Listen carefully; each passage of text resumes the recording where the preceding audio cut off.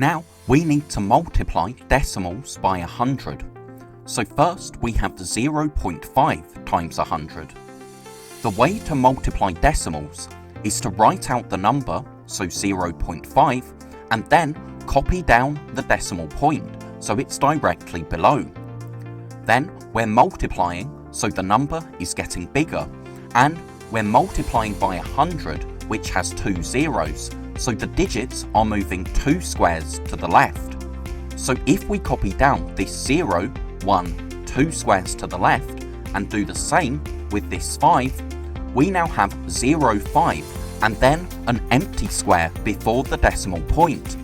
But we know that the place value before the decimal point is the ones place value, and we can't have an empty ones column, so we need to write a 0 in this square. That gives us 0.50 and a decimal point on the end. Now when we have a decimal point on the end of a number and nothing after it, we have a whole number. So our answer is 50, because we can ignore this 0 in our hundreds column. Next we have 0.04 times 100. So we write the number out and copy down the decimal point. We're multiplying by 100, so digits are moving 2 squares to the left. Now that's because in the number 100 we have 2 zeros, so digits are moving 2 squares. But it's also really because when we multiply by 100, we can think of that as multiplying by 10 and then by 10 again. And we know that when we have 10 of something, digits move to the place value to the left. So if we copy down this 0, 1, 2 squares to the left, do the same with this 0 and with this 4, we get the decimal point on the end of our number. So we have a whole number. Our answer is 4, because we can ignore zeros at the start of a whole number. We can ignore the 0 in our hundreds column and in our tens column and just show the 4 ones. Next we have 0.54 times 100.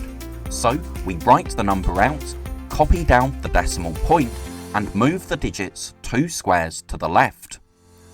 That gives us the decimal point on the end of our number, so we have a whole number.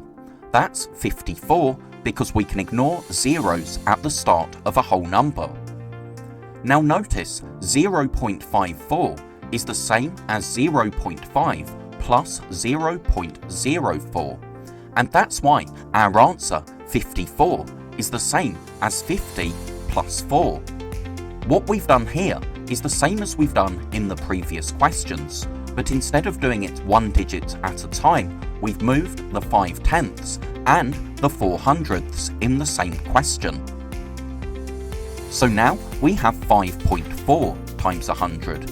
Again, we write the number out, copy down the decimal point, and move the digits 2 squares to the left. But now we have an empty square before the decimal point, and we know that the place value before the decimal point is the ones column, and we can't have an empty ones place value column, so we need to write a 0 in this square. So now that we have the decimal point at the end, we know that our answer is a whole number, so that's 540. And it's really important to remember the 0 in the ones, because if we didn't have that, the 5 would be in our tens and the 4 would be in our ones. So we need the 0 to show that the 4 is 4 tens and the 5 is now in the hundreds column. Next, 5.04. So we write the number out, and to multiply by 100, we copy down the decimal point and move the digits 2 squares across, or 2 squares to the left. So now we have the decimal point at the end of our number, so our answer is 504. And this time it's really important to remember to include this 0, because we need to show that the 5 is now in the hundreds column. If you have a 0 between other digits, we need to include the 0 in our answer. We can't ignore it. And finally, 50.4 times 100, we copy down the decimal point, In 100 we have 2 zeros, so the digits are moving 2 squares, and we're multiplying, so the number's getting larger, the digits are moving 2 squares to the left.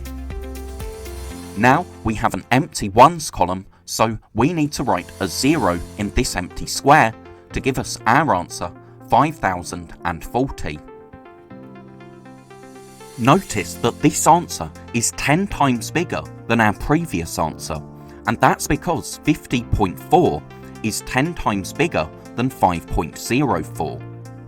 So let's have another look at this question, 0.04 times 100. Now we know that the second digit after the decimal point is the hundredths digit, so to show 0.04, we can show 4 parts out of 100 on this rectangle.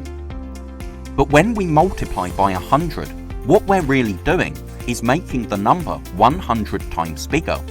So if we split up these 4 hundredths and make each one 100 times bigger, you can see that we now have 4 whole rectangles coloured in, and that's why our answer is 4. Thank you so much for watching. I really hope that was helpful.